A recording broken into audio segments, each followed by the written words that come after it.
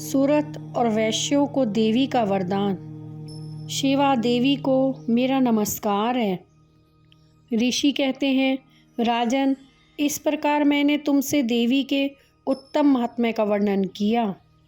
जो इस जगत को धारण करती हैं, उन देवी का ऐसा ही प्रभाव है।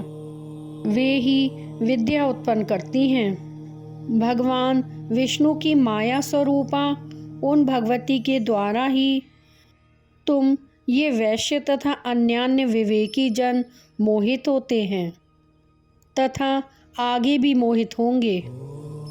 महाराज, तुम उन्हीं परमेश्वरी की शरण में जाओ।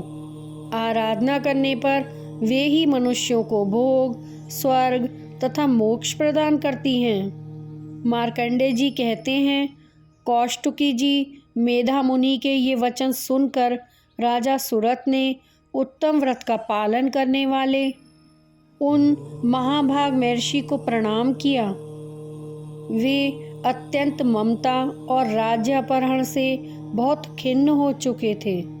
महामुनि इसलिए विरक्त होकर राजा तथा वैश्य तत्काल तपस्या को चले गए और वे जगदम्बा के दर्शन के लिए नदी के तट पर रहकर तपस्या करने लगे। वे वैश्य उत्तम देवी सूक्त का जप करते हुए तपस्या में प्रवृत्त हुए। वे दोनों नदी के तट पर देवी की मिट्टी की मूर्ति बनाकर पुष्प, धूप और हवन आदि के द्वारा उनकी आराधना करने लगे। उन्होंने पहले तो आहार को धीरे धीरे कम किया, फिर बिल्कुल निराहार रहकर देवी में ही मन लगाए एकाग्रता पूर्वक उनका चिंतन करने लगे।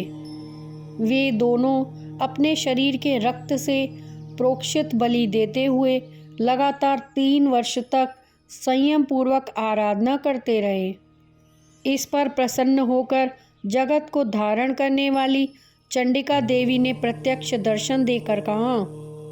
देवी बोली, राजन तथा अपने कुल को आनंदित करने वाले वैश्य, तुम लोग जिस वस्तु की अभिलाषा रखते हो वह मुझसे मांगो, मैं संतुष्ट हूँ, अतः तुम्हें वह सब कुछ दूंगी।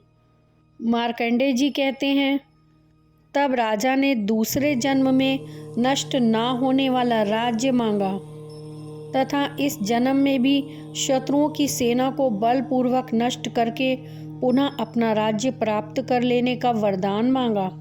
वैश्य का चित्त संसार की ओर से खिन्न एवं विरक्त हो चुका था और वे बड़े बुद्धिमान थे, अतः उस समय उन्होंने तो ममता और अहंता रूप आसक्ति का नाश करने वाला ज्ञान मांगा। देवी बोली, राजन, तुम थोड़े ही दिनों में शत्रुओं को मारकर अपना राज्य प्राप्त कर लोगे। अब वहाँ तुम्हारा राज्य स्थिर रहेगा। फिर मृत्यु के पश्चात तुम भगवान सूर्य के अंश से जन्म लेकर इस पृथ्वी पर सावर्णिक मनु के नाम से विख्यात होगे। वैश्वर्य, तुमने भी जिस वर को मुझसे प्राप्त करने की इच्छा की है उसे देती हूँ। तुम्हें मोक्ष के लिए ज्ञान प्राप्त होगा।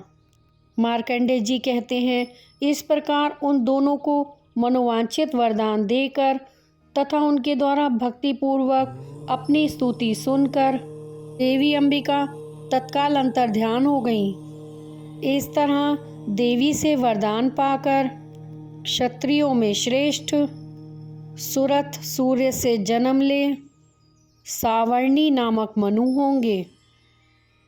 इस प्रकार श्री मार्कंडेय पुराण में सावर्णिक मनवंतर की कथा के अंतर्गत देवी महात्म्य में सूरत और वैश्य को वरदान नामक 13वां अध्याय संपूर्ण हुआ। दुर्गा माता तेरी सदा सदाई जय। हे माता रानी, सभी भक्तों पर अपनी कृपा बनाए रखना। जय माता दी।